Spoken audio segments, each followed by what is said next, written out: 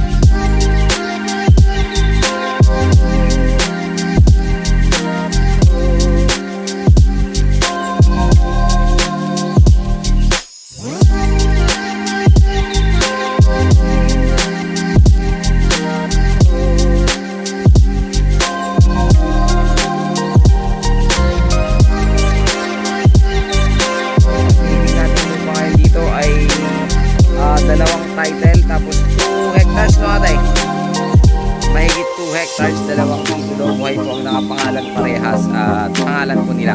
So along barangay asphalt road, napakaluwang na asphalt road.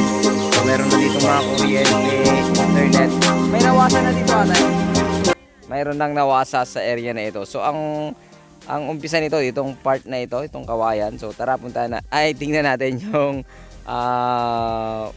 frontage nito. Pahaba po siya.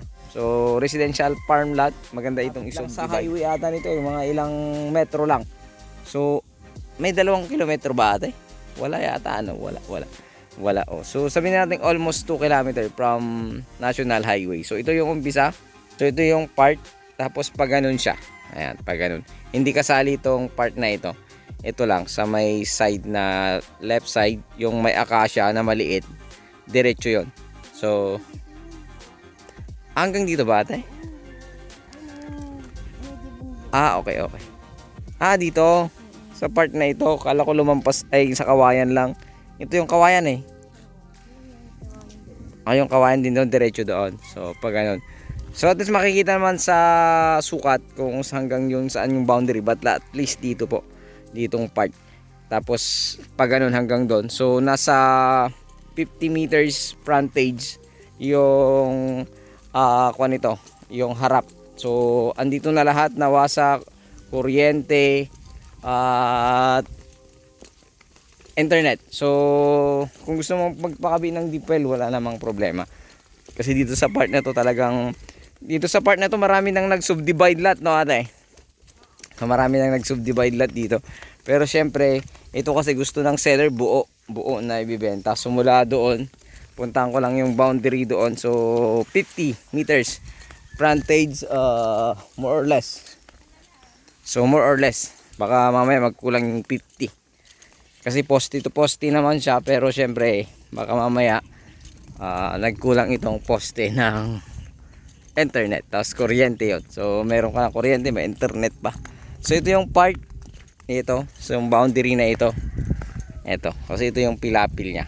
So 50 more or less nga. So nasa siguro 50 below ganun. Ayan. So ayun, at mayroon siyang mountain view dito sa bayan ng Umingan, Pangasinan. May sukat na 2 hectares mahigit, dalawang title, pangalan parehas ng seller natin. At ito naman ay titulado. Meron siyang mga acacia. Ayan, may mga acaciang maliliit. Yun lang yung tanim ng property. At sila may milina, may saging, ayan, may kamuting kahoy, ayan.